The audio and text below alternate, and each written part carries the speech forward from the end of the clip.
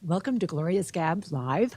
I have with me today Peggy Sullivan, and Peggy is like an amazing woman you're going to hear about in a little bit. But before we start, I have to thank South Florida PBS. As you know, if you're a member, you get this wonderful magazine every month that tells you all the great things that are happening. And in April, we've got Changing Planet, another one of those great series, and so many other wonderful things. One of my favorites, of course, is called The Midwife. But if you're not a member, you need to be.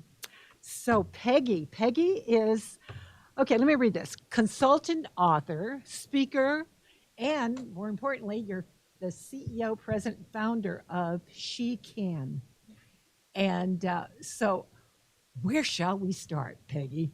Well, I think we should start right at the beginning. Well, okay, let's do that. And that is really the current projects that I'm working on. I love to tell people that I am a busyness addict. Eat, work, sleep, repeat. Okay. And my mission, my passion is to help other women step out of their busyness and to step into more happiness and more quality of life. Oh, that sounds like a great mission. And so, how long ago did you create this or found this SheCAN? I started SheCAN about 6 years ago. I had wanted to develop a tool and a resource for women so that they could step into their power. When I went through the corporate world, there weren't a lot of resources, and I didn't have a lot of support. I worked in male dominated industries, and I can remember one of the very first jobs that I got, my big break. I can Yeah. remember hearing my boss say, I can't believe I just hired a woman. So Really? I worked in an environment with mostly men, and so I really wanted to develop a tool that understood women and understood their needs. And SheCAN is a research-driven organization that Yeah. asks women every single year, what are your challenges? What do you need? What do you need help with?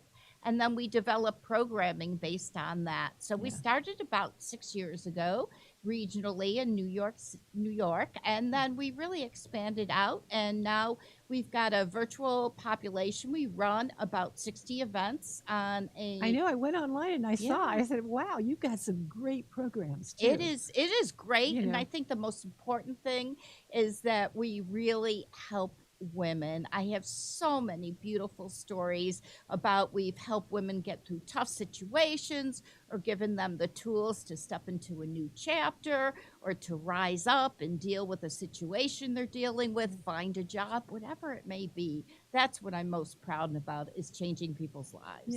And I know there's a membership. I know you're a nonprofit, but Mhm. so there's a membership.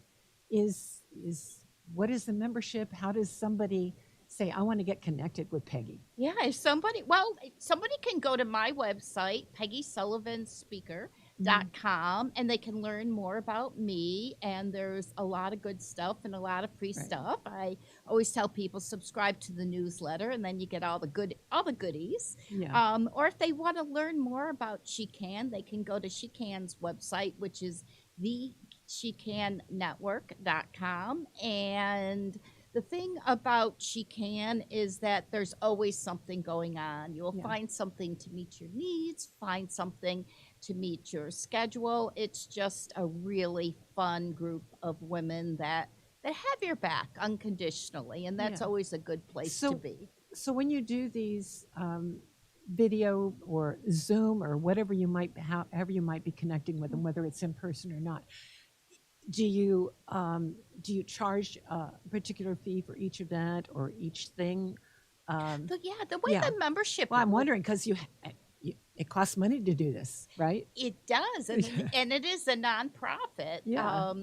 But what we do is we charge for events, and we just charge an annual membership fee. So if you're a member, you can come to any of the events that you want to So, without a charge. oh, So there's okay. an annual membership fee of a couple $100, depending on what level you want to join. Yeah. And if you live in New York, you can actually go to the events live. Oh, I see. Because Mhm. most of the in Mhm. live are in New Right, York. right.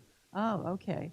So other than that, you have to. Last It's year, we online. had a summit in Palm Beach, and that was so much fun Oh, because wow. women from all over the world came in and we spent a couple of days really talking about challenges. And we brought in some speakers from around the world, and Mhm. it was great fun. I laughed, I cried. It was a really, really Well, amazing I event. think Miami is a good place, but I don't know why you haven't thought about coming to Miami, Gerwin, because this is like best, especially in the winter.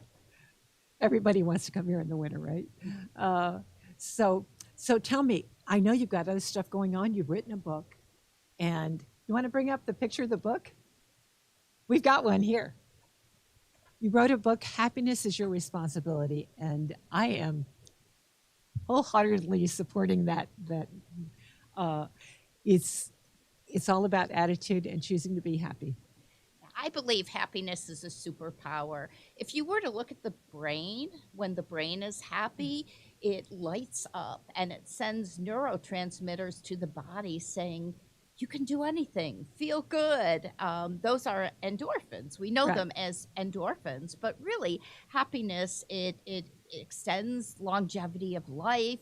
It Sure. improves health. It improves energy, actually, even improves relationships as well as brain power. So I always say happiness is a superpower. And I think it's really important that we realize that happiness, it's not a destination. It's not a thing. I will be happy when I get the job. I will be happy when yeah. I get married. It's a series of micro moments that you can create. And we were joking a little bit. I told you I'd tell you my my fun Starbucks story. story, my Starbucks, Starbucks story. story. What's your Starbucks So story? here's my Starbucks story. I have a tradition, something that I always do. I call it a happiness ritual. I usually do it almost every day at around 11 o'clock. And that is, I eat a couple of pieces of dark chocolate. I close my eyes and I have a quiet moment. And I was inside Starbucks in a different city. I was doing some speaking. And so I was having my quiet Starbucks moment, not realizing that when I closed my eyes and I was enjoying my chocolate and kind of making some delightful noises, that the whole coffee shop was looking at me. And when I opened my eyes, they were like, that was the best. Met Sally moment I have No. seen. And I'm like, I wasn't that loud. And I realized because I was studying for the speaking engagement that I had earplugs in. So I didn't You didn't really hear realize yourself?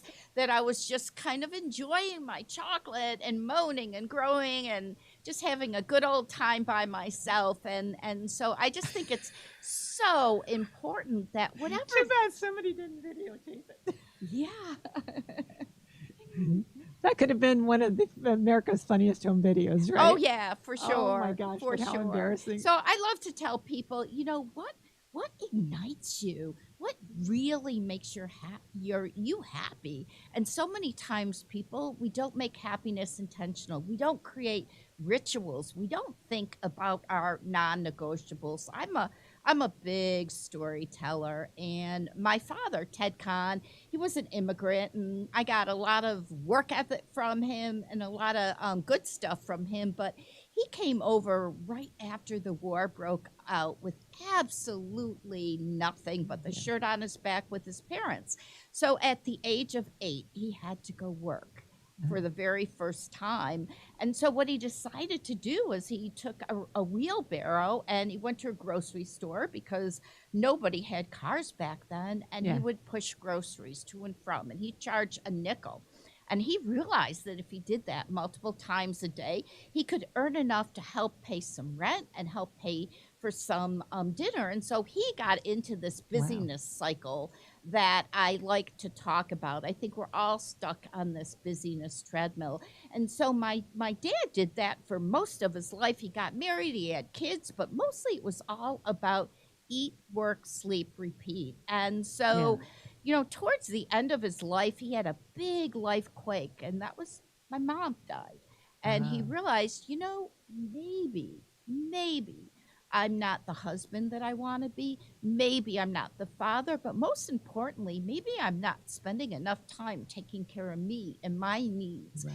And so he started what he called his non negotiables. So every day he would make sure he got his happiness rituals and his non negotiables in. And for him, they were playing cards, going out to dinner, drinking a glass of wine. He just had his certain group of 3 or 4 things he would do every day. And he lived a nice life. And towards the end, when he was on his deathbed, I'm like, Dad, do you have any regrets? And he says, Toots, he used to call me Toots. He says, Toots, I've got one regret. And I'm like, what's that? He says, I wish I started my happiness rituals and my non negotiables earlier in life. So for me, that is such Wow. an important thing to step into your power because you never know where life's going to lead you. So why not be intentional about your happiness rituals? Absolutely. And you do hear that a lot. Yeah. As soon as I get this promotion, as soon as Yeah, something, I'll then be I'm going to happy do when. yeah, instead of being happy now and being happy with what you've got and striving for better or something different, but not necessarily waiting for your happiness to happen. Yeah, Exactly. yeah. So I love this. So I'm looking forward to reading your book. Terrific. She brought it as a gift. I brought banana nut bread. You brought the. So tell me, what was your most fun speaking engagement? Can you think of one that you did that? I know you during COVID you had a lot of like I guess Zoom type of Yeah, things. and I'll talk about my upcoming speaking Oh, tell me, engagement yeah. where I've been invited to Google for the day and to talk to a group of people about busyness and how to get off the busy treadmill. Okay. And that is what I'm most excited about because I love to help people with quality of life. I'm a research geek, and when I started to research busyness, it was dumbfounding to me. And how did you research? Did you do surveys? How did you Mhm. go about Yeah, that yeah. kind of? I did national research. Mhm. Interviewed over 3,000 people. There was Whoa. an electronic survey. If you're Uh-huh. going to do research, you got to do it right. And we Exactly. researched over 3,000 people and asked them a series of 20 questions to understand why everybody is so busy. And let me go back a little bit because when I Okay. started SheCAN, my nonprofit, Uh-huh. I ask women all the time, what is your biggest challenge? Year after year after year. And Uh-huh. every year for 6 years, they said, I'm so busy, I don't have time for what's important to me. So it was Oh very wow. important for me to understand this busyness.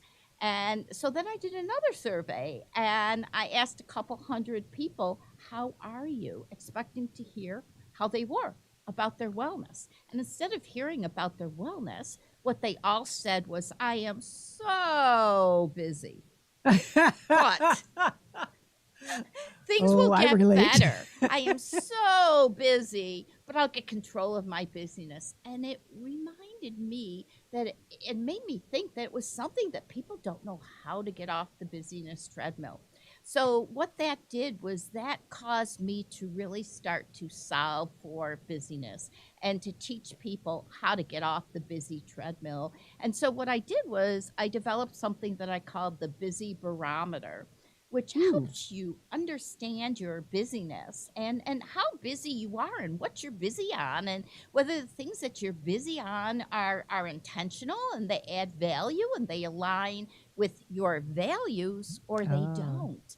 And so I believe the first part of that is really kind of busting that busyness myth because we all think that busyness is so good, but busyness leads to deterioration in mental and physical health. I mean, look at what's going on in the country. The for other sure. part about busyness is that people just don't have time for what's important.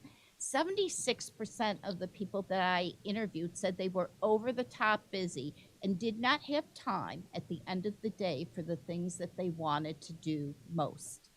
Well, Now, that's don't sad. I know. I think you just need to set aside time for that. Well, you do, but people have busy They get lives and too they've got jobs and they've got things to do, and they just don't know how to be more intentional with how they spend their time. I think when we get older in life, it gets a little bit easier, right? You've been doing this, and you want to be intentional with your choices, well, but I'm lucky because I do something I love to do. And even Absolutely. all the nonprofit stuff, and I know I am really, really busy. You probably won't find anybody busier than me. But I make time for, I have a lot of creative hobbies, Hmm. and I exercise at least 4 or 5 times a week, and I make time for that. Those are your And that gives me, non-negotiables. those are my Good for you. non-negotiables. Yeah. And as long as I'm doing that, I'm happy. I think that's But awesome. I tell people you need to exercise. That's so important because it takes, it really, if there's any stress in your life, if you exercise every day, I don't know, it goes away. Yeah, it's funny because I speak a lot about values Mm. and I get in front of audiences and I try to understand, what are your values? Because your values are what important to you. And too many times when I ask people, what are your values? They start to Google. What? You're going to Google your values? Values Right. aren't Googleable. You should have them right here. You should have them in their heart. And it made me realize that people are really struggling. They know what their values are deep down, but they're struggling for the labels and what to put on them. So I developed something that I call the values matrix, in which it helps people understand how important it is, to your point, to take care of ourselves, Yeah. to be curious, to grow the mind, to connect with people, to connect with your family. Self Yeah. care is really, really important as Right. well. And so Mhm. is authenticity. And so, Mhm. a lot of it starts with knowing what's important to you and then looking at how do I spend my time? And am I doing the things that are most important to me? Absolutely. Yeah. And I think the other thing is surrounding yourself with people that you truly like and that you respect. Oh, that's where the And connection comes that's in. So huge. true. That's huge. And of course you're in a nonprofit business, and me too. And I find that when I deal with people in the nonprofit world, you get a certain breed of people that are very giving, very generous, very loving, and so I think I've been lucky to be in the nonprofit world for a long time before I got full time in the newspaper business. Or, Yeah, you it's know, interesting because on the way here, I spoke with my son. He's a 32-year-old in Boston. He's a financial advisor. He has some customers from the MBA world, and so he's a busy kid. And he just got back from a business trip. And I'm like, Brandon, what do you? He says, I'm tired. I said, what are you doing tonight? He says, I'm going to a dinner that I really don't want to be going to. And I'm like, so don't go. If you need rest, listen to your body. There's nothing more important than self care and taking care of your mind, your yeah, body, and your spirit. And he's like, I never considered that as an option. I said I was going to it's go, so and I'm funny. like, take care of you, Brandon. Every once in a while I'll skip a meeting and I'll feel a little bit guilty about it, but then I'll go, oh, well, Yeah, I whatever. needed that. But a lot of times when I don't go to something, or when I make myself go to it, I have such a good time. And then I think about the next time and I go, should I not go? Because I've got FOMO, fear of missing out. Well, I think what happens is the energy in the room just starts to get to you, and you kind of start to think about this we mentality. And that is what is so beautiful about the nonprofit world and helping people Mhm. is that it gets bigger than you. It gets more about we and how Yeah, you can help other people step into their power and step into their happiness. And yeah. wow, there's no greater gift you can give another human being than helping them. No Yeah, greater gift. actually, I encourage all my clients to get involved in nonprofit work if they're not already doing so, and it's a gift that I give them that they don't, they really realize later what a great gift it was to join Rotary, to join the Coral Gables Women's Club, Safe Haven, all these different nonprofits I'm involved in. I always kind of find their niche, and then direct them, to That it, and it and it that's and wonderful. they make new friends, and everybody's happy, and it's just one more thing that you know I enjoy, that gives me satisfaction, and I'm Yeah. sure you feel the same way. I mean, Hmm. heaven only knows. I was going through your Facebook page and whatever. You got a lot of women you're helping. Yeah, it's amazing, and we do that one at a time, Yeah. and that's what I really love most. we had one of our members who, unfortunately, her mother-in-law was a victim of the Buffalo shooting. Oh, no. And such a tragedy, but within hours, the SheCAN community got together. They did a dinner train, they did fundraising, they were there right away. And as a matter of fact, I brought the woman down for a couple of days in the sunshine just to get away and kind of get away from things. And she said, you know, my kids look forward to SheCAN coming in every day. They're like, are they coming today after 8 days? They wanted to know, do we get dessert today too? No way. That's Yeah. so nice. Yeah, And these that's are the all best people in the part. New York community They because that's are. where you started. In that particular chapter, right. yes, it Yeah. is. Oh, Yeah. so you have different chapters for different areas? We have a virtual membership, Uh-huh. which gives people an opportunity to join from anywhere. And then once a year, when we get together for our summit, people come in from all over the world for a couple of Oh, days and okay. just really enjoy other women and learn and grow.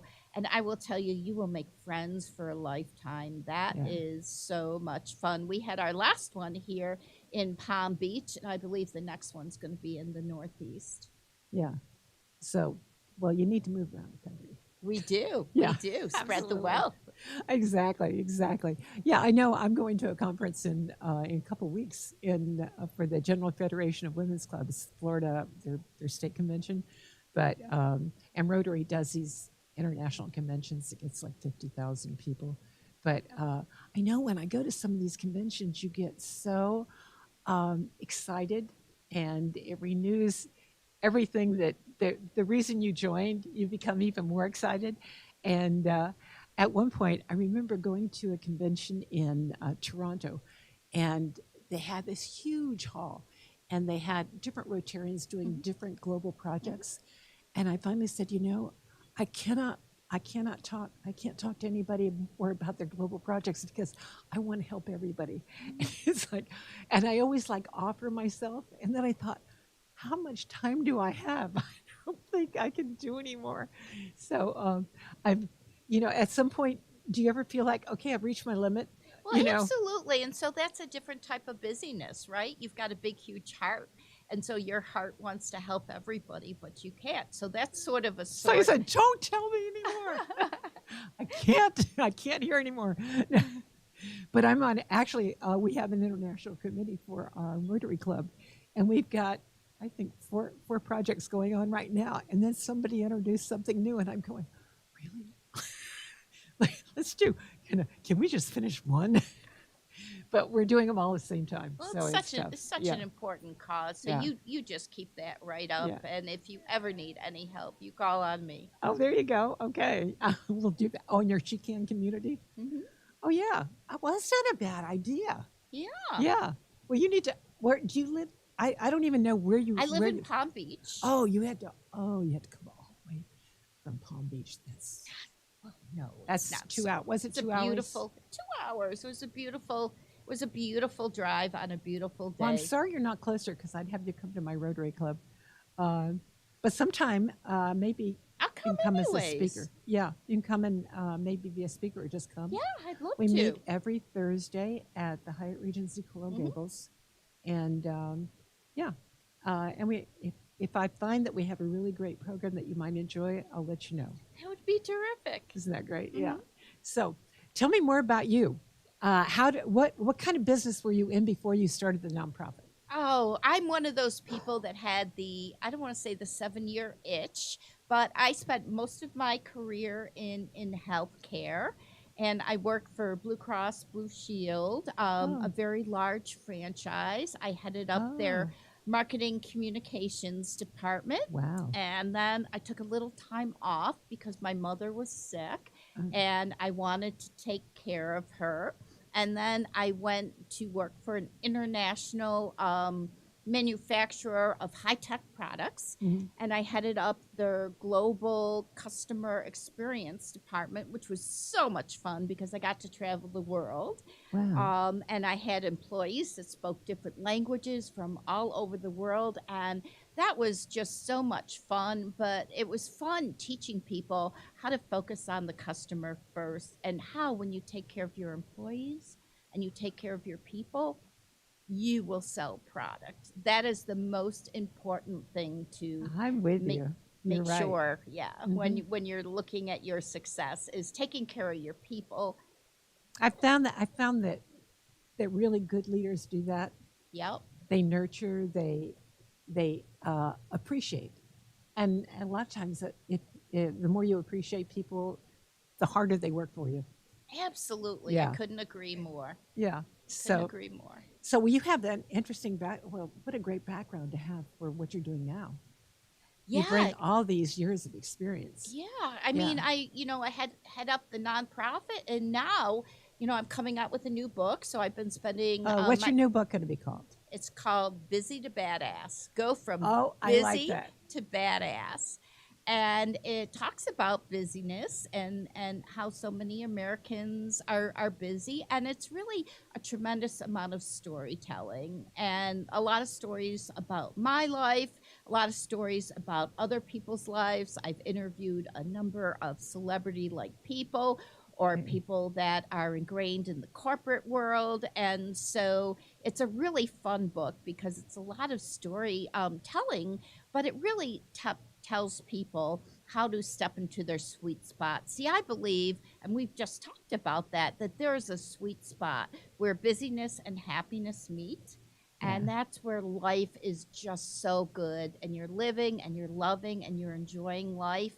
And I love to help people find that sweet spot. And so that's what the book is all about. It's Well, about a that's good. process. So it's something. It's a book that everybody, men or women, could appreciate Yeah, and take to heart. absolutely. And it's Yeah. one of those books where it's not hard. It's about small micro steps, right? Like we don't want to It's take big it's steps and really pretty. have these big long I mean, change is made through habits. And when Hmm. we make habitual changes and we make small little changes, we can make really big changes. I remember when I ran my first marathon, and it was kind of a crazy thing. I was turning 50. I'm like, I don't want to feel old. I'm going to run my first marathon. And I'm like, I love that. but wait, I never ran before in my life. This might be hard. The marathon is in 3 months, and I'm going to try to train in a Buffalo winter where there's snow on the ground. And it was just really hard. But then I broke it up into small little pieces, and that made me realize you can do any goal if you break it up into small Absolutely. little pieces. Absolutely.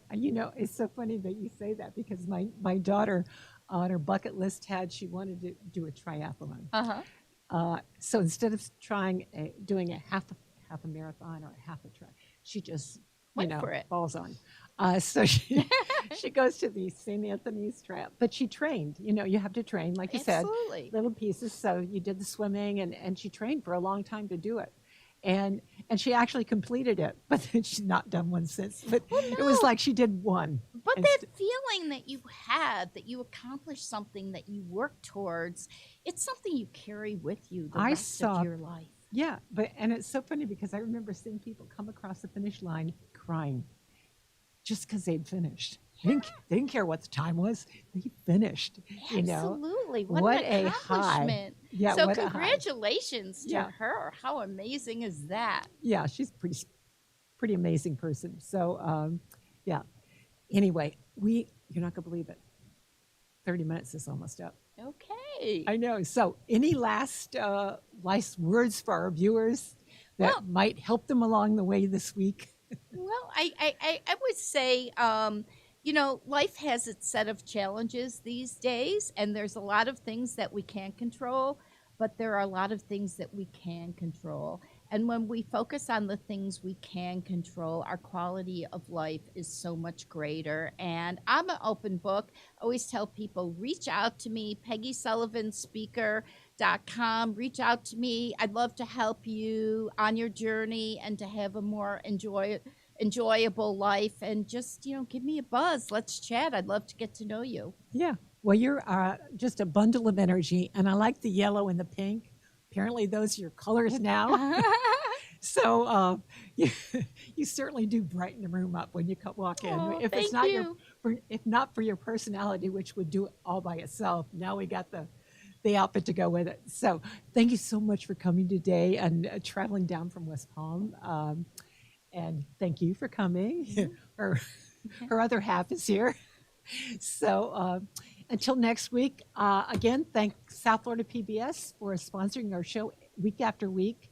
Um, if you're not a member, please join. You get a lot of benefits from being a member. And remember to go to allhealthtv.com for it's a great community resource for health, free information on All Health TV. So until next time, be kind, share your good vibes with everybody that you meet today, and we'll see you next week. Thank you.